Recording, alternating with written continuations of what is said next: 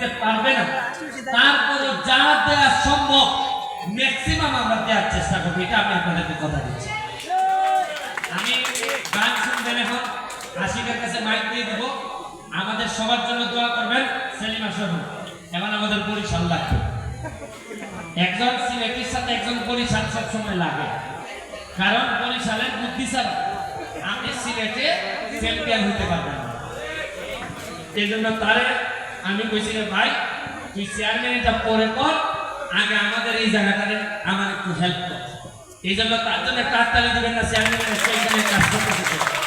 এবং আবারও আপনাদেরকে ধন্যবাদ জানিয়ে আমাদের প্রশাসনের যে কোনো জিনিস প্রয়োজনে আমাদের কাছে আসবেন। আমি আছি, এসিলেন্ট সাহেব আছেন, ওসি সাহেব আছেন। ভয় পাওয়ার কোনো কারণ নাই। কোনো লোক মারফত দৌড়ে যাওয়া লাগবে না, কোনো নেতা ধরে যাওয়া লাগবে না। সাধারণ মানুষের জন্য দরজা, আমাদের সবার দরজা খোলা আছে। এইটুকু আপনাদের কাছে দোয়া চেয়ে, জননেত্রী শেখ হাসিনার জন্য দোয়া চেয়ে আমি আজকের মতো বিদায় নিচ্ছি। আর যারা আমাদের এখানে সঙ্গীত পরিবেশন করছেন, আমার বেজুরার যিনি অফিসার সাহেব, ওনার ওয়াইফ, তার নাম মনে হয় এই আমাদের দিদির নাম কি যেন, টুম্পা দিদি, আমাদের এলাকার বউ, অসম্ভব ভালো গান করছেন উনি। তারপর আমাদের আরেকটা ছেলে ছিল মিঠু, ও যে এত ভালো গান করে আমার জানা ছিল না। কিন্তু টুম্পা দিদি এত যে বুঝে দর্শক, কারে কোন গান শুনাইলে এই দর্শক খুশি, সব টুম্পা দিদির জানা আছে।